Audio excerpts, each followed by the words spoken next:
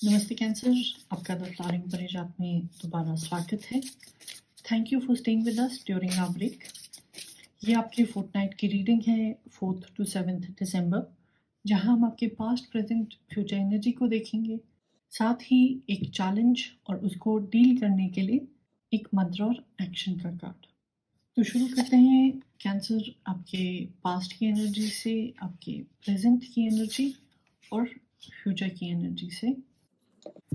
साथ ही एक चैलेंज जो कि इस फोर्टनाइट आपके सामने आ सकता है, उसके लिए एक कार्ड, और इसको हैंडल करने के लिए एक कार्ड मंत्रा के लिए। आपके 2 कार्ड्स आ गए हैं यहाँ, एंड एक कार्ड आपके एक्शन की तरफ से। तो मैं एक्शन का कार्ड यहाँ कर देती हूँ। तो कैंसर, शुरू करते हैं आपकी पास्ट की एनर्जी से, जहाँ कार्ड आया है नंबर 8 स्ट्रेंथ का। ये मेजर आर्काना का कार्ड है। तो ये कह रहा है कि जो हफ्ते, महीने इस डेट से पहले थे, आपने वहाँ बहुत हार्ड वर्क किया हुआ है, मेहनत की है, काफ़ी घंटों घंटों बैठ के आपने कुछ सीखा है, या किसी प्रोजेक्ट पे आपने काम किया है, या फिर अपनी हेल्थ पर आपने काम किया है। और ये जो काम आपने किया है, ये प्रैक्टिस कर कर के जो आप परफेक्ट बने हैं, ये एफर्ट शायद से लोगों ने अभी तक नोटिस नहीं किया है।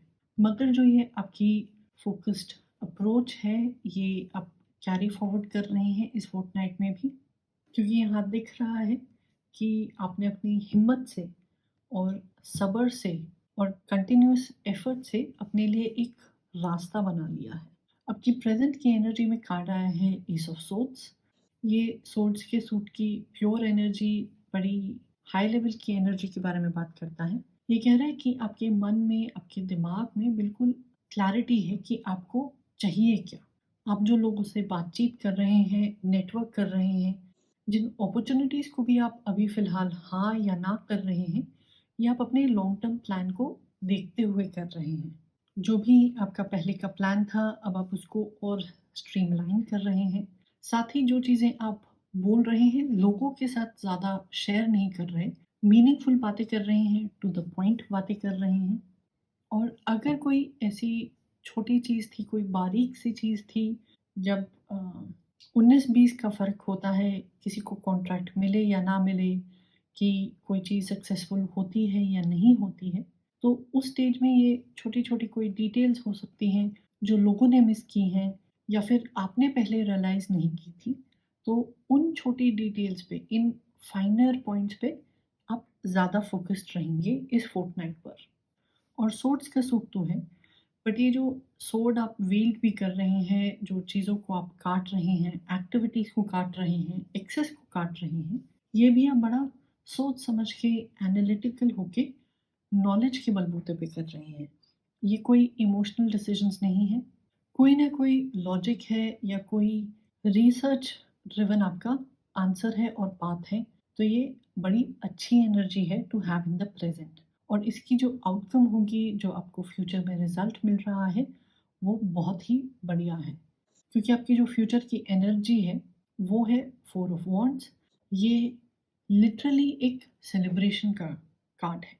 अब ये शादी-ब्याह की सेलिब्रेशन भी हो सकती है, किसी रिलेटिव, दोस्त की शादी-ब्याह की सेलिब्रेशन हो सकती है, उनकी प्रमोशन हो सकती है। बट क्योंकि हम आपकी एनर्जी को देख रहे हैं, यहाँ पे जिस चीज़ की तरफ आप बढ़ रहे थे, या तो वो आपको वैसे ही पूरा का पूरा मिल जाएगा, या फिर कोई एक मेजर माइलस्टोन आप फ्यूचर में पा लेंगे। इसका मतलब हुआ कि आपने पास्ट में जितनी मेहनत की हुई है, और अभी भी जो आप उस चीज़ को बिल्कुल पॉलिश किए जा रहे हैं, बेस्ट बनाने की कोशिश कर रहे हैं, इसके रिज़ल्ट्स आपको बहुत अच्छे मिलेंगे। और थोड़ा-सा अनवाइंड करने का मौका भी मिलेगा, ब्रेक लेने का मौका भी मिलेगा, दोस्तों के साथ, फैमिली के साथ ट्रैवल करने का, या फिर सेलिब्रेट करने का मौका भी मिलेगा।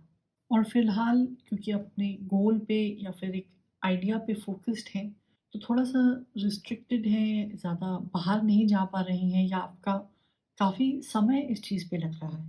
तो फ्यूचर में थोड़ा-सा आप अपने सोशल कैलेंडर को भर पाएँगे, अपनी कम्युनिटी में भी कंट्रीब्यूट कर सकते हैं, या फिर जो आपका सोशल सर्कल थोड़ा-सा ढीला पड़ गया था क्योंकि आप कहीं और फ़ोकस्ड थे, कहीं आपकी अटेंशन की ज़रूरत थी, वो भी रिवाइव हो जाएगा।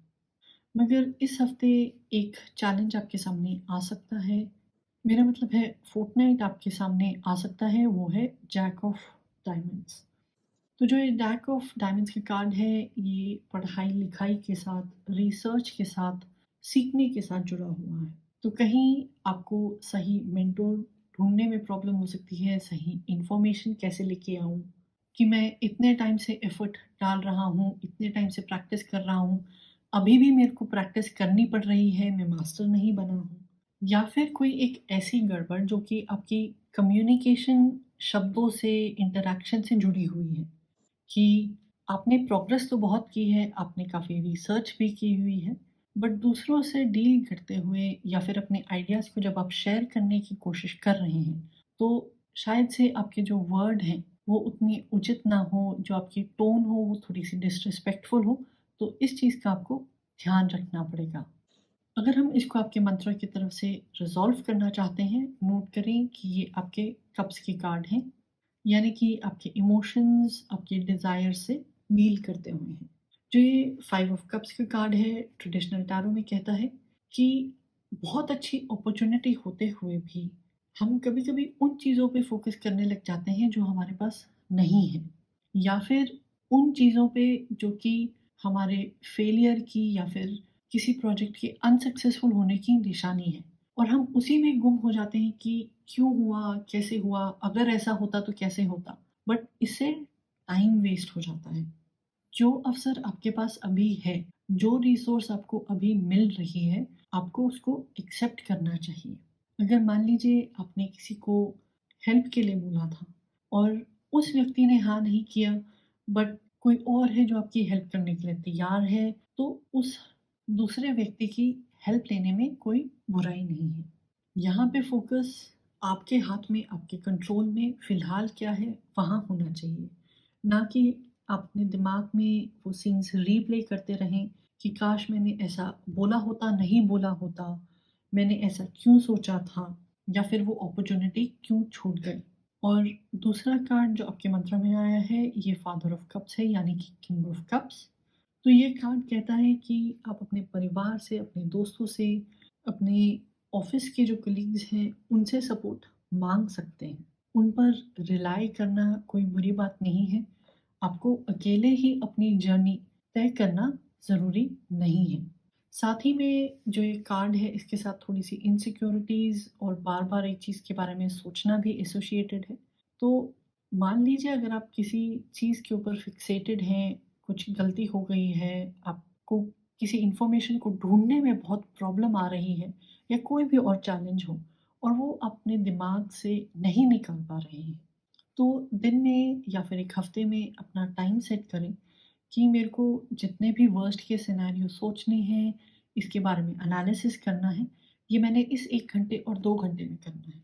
क्योंकि आप उसी चीज़ के बारे में हर घंटे सोचेंगे, तो आपका एनालिसिस चेंज नहीं हो रहा है।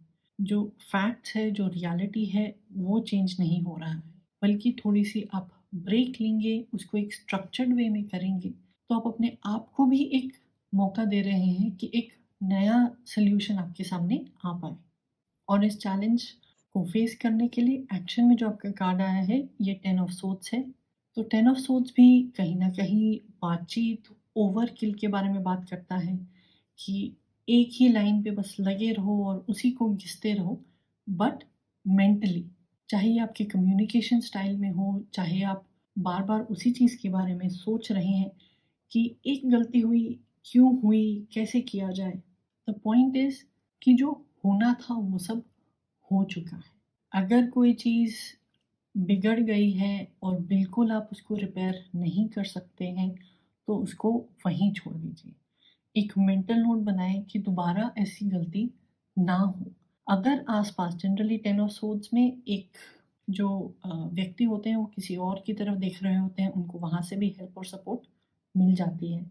तो ये आपके सेकंड कार्ड से टाई इन हो रहा है जो मंत्र में आया था। अगर कोई व्यक्ति आपको कुछ सिखा सकता है कि आप आगे जाके इस तरह के एरर्स को अवॉइड कर सकते हैं, तो उनकी सलाह को सुनें। उनका शायद से वहाँ एक्सपीरियंस हो सकता है जिसका आपको फ़ायदा उठाना चाहिए। क्योंकि हमेशा ज़रूरी नहीं है आप जो मदद चाहते हैं उसी फॉर्म में आए या उसी व्यक्ति से आए जिसे आप एक्सपेक्ट कर रहे हैं। अभी आप सीखने की स्टेज में हैं, कुछ क्रिएट करने की स्टेज में हैं, तो कोई भी व्यक्ति जो आपसे ज़्यादा जानता है और आपको सही एडवाइस देने वाला है, यानी कि वो एक ट्राइड एंड टेस्टेड एडवाइस है, तो आपको उसका फ़ायदा उठाना चाहिए। ना कि ये सोचें कि मैं सब कुछ ही खुद करूँ, I will reinvent the wheel. साथ ही किसी भी चीज़ के बारे में आपने ऑब्सेसिव नहीं होना है। उसके ऑल्टरनेटिव्स आप ढूँढ सकते हैं या फिर कोई सब्स्टिट्यूट भी ढूँढ सकते हैं। तो कैंसर बाकी साइन्स के हिसाब से जनरली आपकी रीडिंग बहुत पॉज़िटिव है, अच्छी आई है। पर जो आपका चैलेंज है, ये थोड़ा-सा यूनिक है और दूसरे साइन से अलग।